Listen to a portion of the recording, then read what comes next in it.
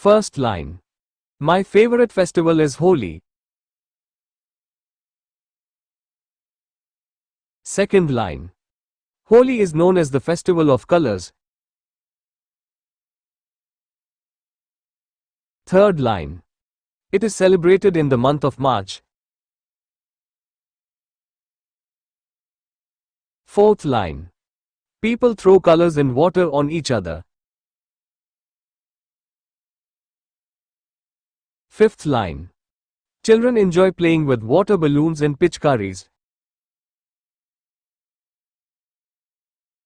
Sixth line.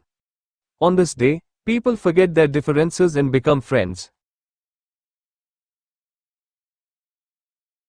Seventh line. We also eat sweets like gujia and drink thandai. Eighth line. Holi spreads happiness, love, and unity.